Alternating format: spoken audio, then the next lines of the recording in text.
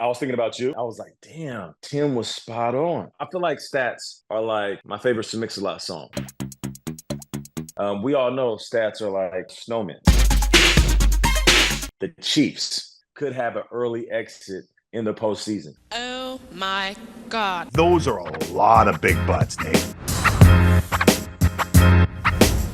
Well, Nate, we are in that awkward transition week from Christmas to New Year's when, if you're lucky enough and aren't working all that much, there's no school. You kind of sort of have no idea what day it is. Many of us are still feeling the effects of turkey and gravy. I mean, Nate, is it possible to feel both glorious and disgusting at the same time? Because I kind of feel like that right now.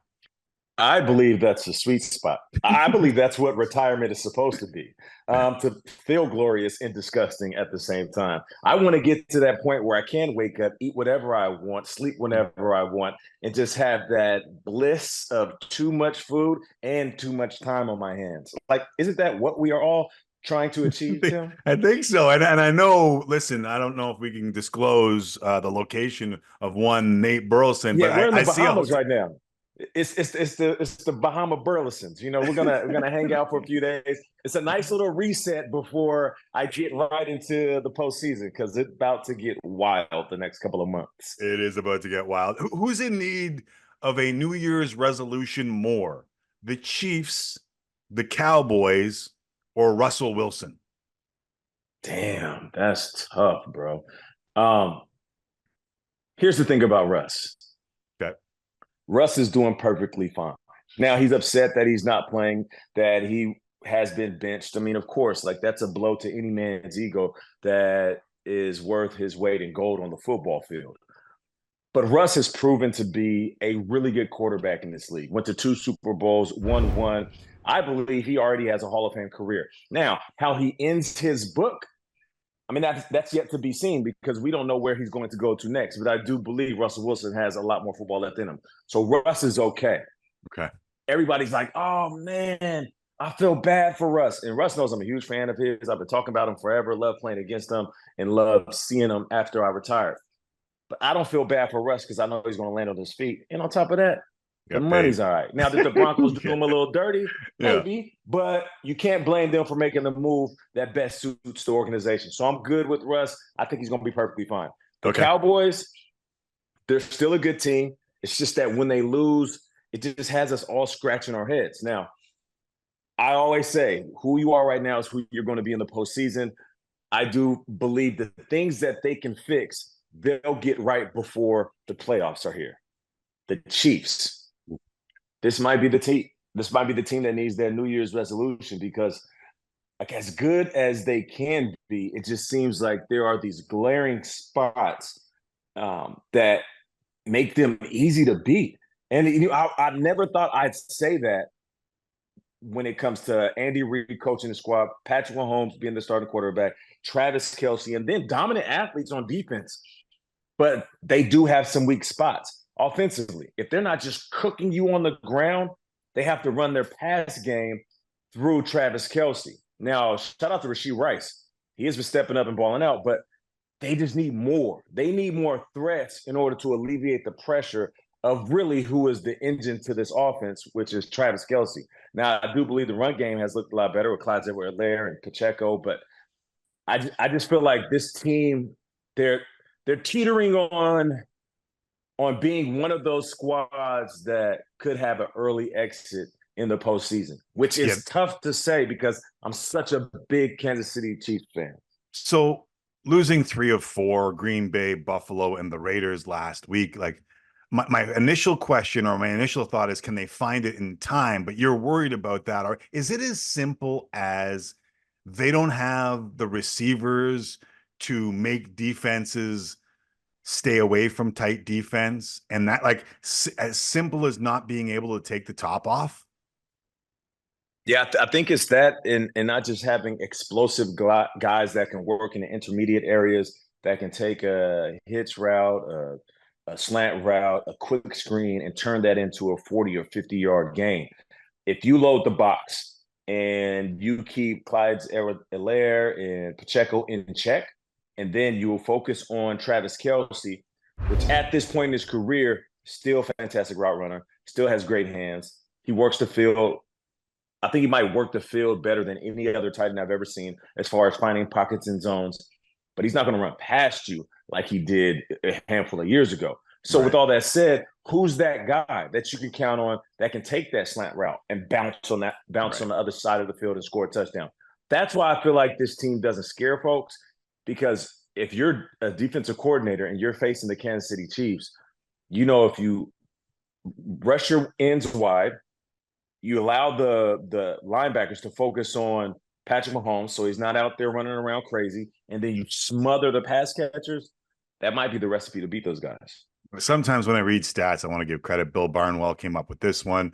Kansas City's wideouts have dropped 7.5% of Patrick Mahomes' passes this season. No other group of wide receivers is above 5%.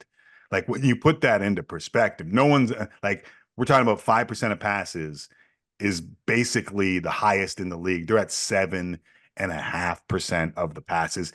I chuckled in the middle of all that because as you're talking about that, I know they won a championship without Tyreek Hill, but he's exactly what they need right now. Yeah, he's exactly what they need 100%. And given that it's wintertime, I'll try one of your phrases that you usually do. We all know stats are like snowmen. It's all good until it ain't. So, okay. So that's how I feel about stats right now when it comes to this team. Yeah, we're focusing on them dropping the ball, and it's true. They have had these moments throughout the year where they have lost games. Not one drop equals the loss, but if they would have caught the ball, kept the chains moving, scored touchdowns, the complexion of the game changes. Right. It all boils down to this offense not having the same technology it once did. And we even saw it in that Raiders game, them trying to be creative, and it didn't work. Like, when was the last time? All right, forget about them not having a guy like Tyreek, but they would always make that up with Mahomes' ability to ad-lib and the creative play calling. Neither of those things worked against the Raiders. And if your bread and butter isn't working, then how are you going to scare teams in the postseason?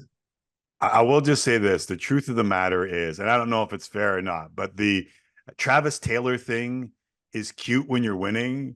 When you're losing, people start picking at it. And like, I'm like, I just need to point it out because I'm watching all of the NFL coverage and I can just see, the pot stirs, the people who like to pick at the scabs. They're already starting to do the Taylor and Travis thing. Like, he needs to step up. He's a little distracted, like all that stuff. Let me say this. So we did the Nickelodeon game, right? I'm in the booth with Noah Eagle, and we had a Raphael Ninja Turtle with us. But anyway, so we have the Nickelodeon, and we had Raphael the Ninja Turtle with us. Yeah. So we're not Nance and Romo. We're the Nickelodeon game. Now, mind you, we're catering to a specific crowd, and we have shots of Taylor, and we're having fun with it. Even I know it's a lot of shots of Taylor, but I'm like, screw it. Let's have some fun with it. And, people are receptive to that, at least the audience that we were speaking to. So at one point, we go back to her like the fifth or sixth time, and I'm like, there she is, player of the game. She has more catches than every receiver because we have caught her on camera plenty of times. Just play on words, joking around. After the game, shortly after I said that, somebody tweeted, and the guy was like, come on, Nate, really? Player of the game? Are you serious? And I'm like, first of all, grown man, why are you watching Nickelodeon and complaining about what we're doing? Go watch CBS if you want to take it that serious. I just found it hilarious, though. But to your point, though, it's good for the game if the team is winning. But if the team isn't winning and that player isn't balling out, it could be looked at as a distraction. I don't see the correlation because I don't think Trav is out there thinking about Taylor Swift writing a diss song while he's running a dig route trying to catch the rock. I don't think that's the case. I don't want to separate my shoulder, patting myself on the back, but we were trying to make the Lamar for MVP case last week. I was thinking about you, bro. When I watched that game, I was thinking about you. Go ahead, continue. I'm just saying, like, listen, first off, the game is really important given those two teams and maybe what we saw. Like, Brock Purdy might be out of the conversation because of that 4-pick performance, whether that's fair or not. I think when you and I talk about a narrative award, I think Run CMC is still there. And I think that Lamar's got a really important game this week. But as you're watching the Ravens and Niners, what are you thinking? I was thinking about you. I'm not lying. I was like, damn, Tim was spot on. Like, regardless if you want to break this down by numbers, contributions, or just pure gameplay, Lamar might be leading. And if you take 2 out of the 3, if those are the 3 things you may consider, he has 2 out of the 3 locked. His contribution to the team, we see that, we know that. And then pure gameplay, so damn impressive. Like, there are these intangibles that he has on the field that you really can't compute into any type of numbers. You can't quantify him dropping back, getting grabbed, slipping out, doing a spin move, throwing a dime for a first down. You can't. And he did that like 6 or 7 times. Like, there's moments where he's like, all right, the game's on me. I got it. I'm going to be the best player on the field in this moment, and I'm going to lift my team to win. I'm going to put them on my back. Like, those moments in the game, that's why I was thinking about you, because it's kind of like what you were talking about last week in the weeks previous. Listen, we can have this award be, Tyreek Hill because he's breaking the record, or Christian McCaffrey because he's been cooking all year long. Brock Purdy, Mr. Irrelevant, and him just playing well, not turning the ball over. But what about a guy who has played good football throughout the season, and at the end of the year when it matters the most, has stamped himself and his team as the best? So that's why I feel like after that game ended, Lamar took the lead. Yeah, Lamar right now in on Bet Rivers is -200. So he is the odds-on overwhelming favorite, I guess you could call it at this point. Christian McCaffrey is 2. Tua is 3. Purdy drops down to 4. Josh Allen, then Tyreek Hill. And I just wanted to get to Tyreek Hill. But there's one stat, and I try to bring a stat to back up what I'm talking about. And I'm glad you brought up kind of the intangibles of what Lamar brings, because I'm not sure all of them are quantified by a passing stat or the fact that he leads the team in rushing, which he did again in that game. Like, sometimes you just slip and you make the play not made or the play made. And it seems like Lamar this year is making the play. Baltimore is 6-1 against teams currently in a playoff position, and they're outscoring them by 16.4 per game. That's pretty crazy, especially when you consider they get the Dolphins, who just got their first win over a team over 500 when they beat the boys. Yeah, no, that's impressive. And the numbers don't lie. We talk about it all the time. Let me give this one more shot. All right, so I feel like stats are like my favorite Mix-a-Lot song. It's impressive, but I like big butts. And the big butt for me is, what if Miami ends up winning in this game? The big butt for me is, what if Tua comes out and throws for 350 yards and 3 or 4 TDs? The big butt for me is, what if Miami puts their foot down after finally beating a good team, looking in the mirror and knowing, okay, we got it. Like, we're legit now. Like, we won what some were calling the fraud bowl. All right, we know that we're for real. We beat the Cowboys. Now let's go out there and beat the Ravens. My big butt would be if Tua, who is in 3rd right now on Bet Rivers, slams the door and puts up an impressive game statistically and then walks away with the dub. What does that do for the MVP conversation? Yeah, it might even, Tyreek could get back into the conversation too. Like, it feels like these late season games could determine a lot. And those are a lot of big butts, Nate. Like, you got the whole video now going on. I got the whole video. Yeah, it's like Nelly Tip Drill back in the day on BT. Seems like one of those rap girls' boyfriends. Girlfriends, I guess, would be the answer, but whatever. Dolphins 1 win against teams above 500. And listen, it's a big one. Ravens 1 game ahead of Miami for the best record in the AFC. Could clinch that number 1. What does that mean? Does that mean a lot? Number 1 seed. Like, you're playing everybody in that game. You're trying to get Lamar some rest maybe in week 18. Yeah, you're trying to play everybody. You want to clinch the number 1 spot. You want to make sure you solidify that path at your home field.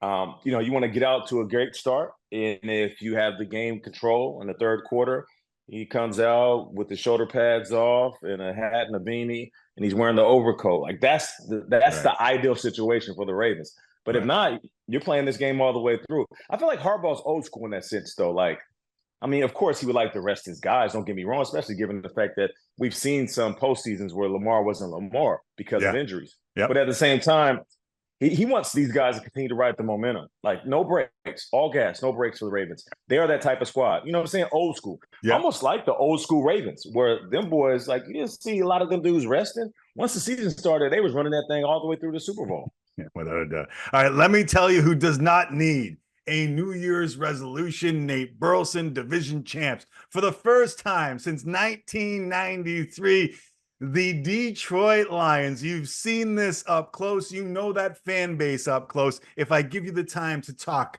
to the Detroit Lions getting prepared for the Dallas Cowboys this weekend, what do you say to the first-time champs since 1993? Detroit Lions. Hey, I'll say this. One thing is for sure. You guys are as good as advertised.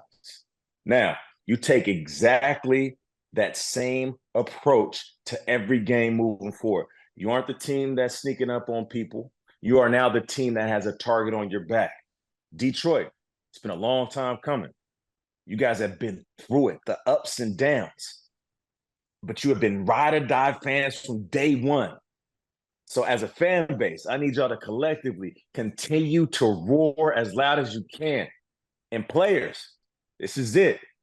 Sometimes you only get one shot, just like Eminem said. This might be your one shot. Hell, why not end it in Vegas? And if you guys do, I'll see you there. Detroit, what up, though?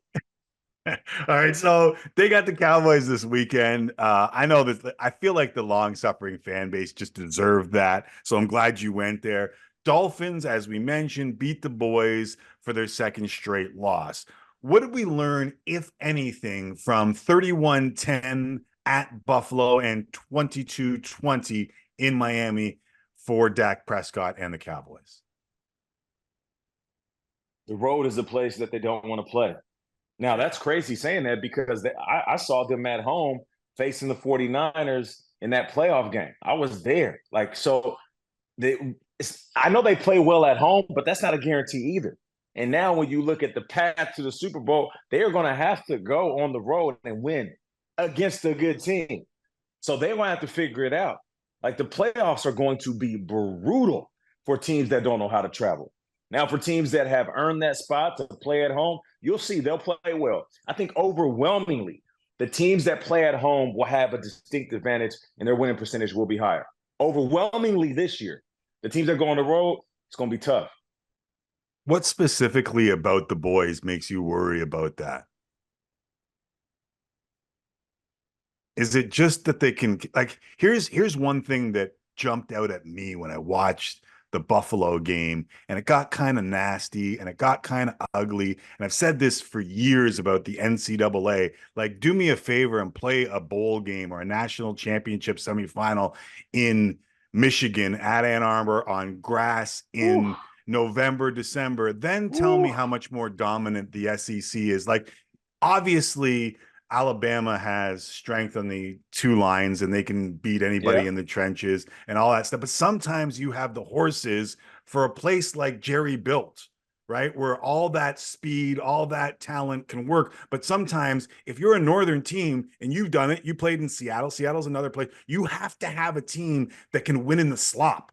Like, you have to have a team that every once in a while knows this is going to get ugly in a very key time, and we have to be able to win. So something about that Bills-Cowboys game told me that the Cowboys are that speed SEC team that needs that perfect condition to win.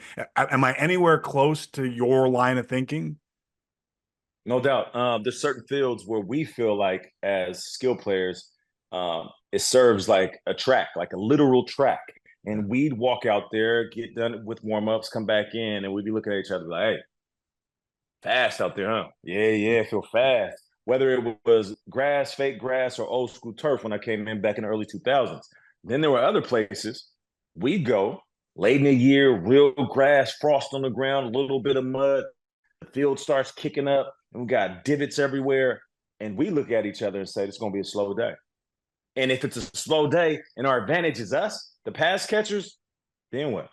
And if it's a slow day and we can't open up the offense like we want to, then what? And if it's a slow day and the game plan was built around speed and all of a sudden your coaching staff can't go in in the second quarter or at halftime and make an adjustment, that's on the coach. People think just because a team doesn't look the same on the road or they're playing in the elements, it's on the players. Sometimes it's on the coach going into halftime. We'll sit there if coach say, hey, listen, we're going to scrap this. Let's rip this up. We can't play the same version of offense that we usually play because it's a little bit slower out there. They're trying to muck up the game. We got to have a different approach. Receivers, we're going to run routes from different positions. Running backs, we're going to be a little bit more aggressive in between the tackles, and we're going to run shorter routes that you guys can take the ball and try to make good plays on instead of throwing it down the field in the wind, in the cold. That's what you want to hear, not a team coming out in the second half doing exactly what they did in the first half when they was getting their ass whooped. Like, that's why in the postseason, you're going to need to see coaches adjust. Because as much as we want to say, hey, man, I don't know if I trust this quarterback or that group of wide receivers or this D-line or these DBs, they're a little sus. Some of these coaches are going to freeze up too. This isn't all about the players. Some of these coaches are regular season good, maybe regular season great. They get to the postseason, and they're just like deer in headlights as well. Yeah, 2 times when the game plan jumps out to me. Obviously, started the game, what you've scripted, what you're trying to do, and whether or not you can impose your will. Facts. But at halftime, when I used to do play-by-play and you saw the best coaches go in at halftime, the best coaches came out with a different game plan if it wasn't working. And it was extremely noticeable when a team that was losing came out with the same game plan, wasn't it?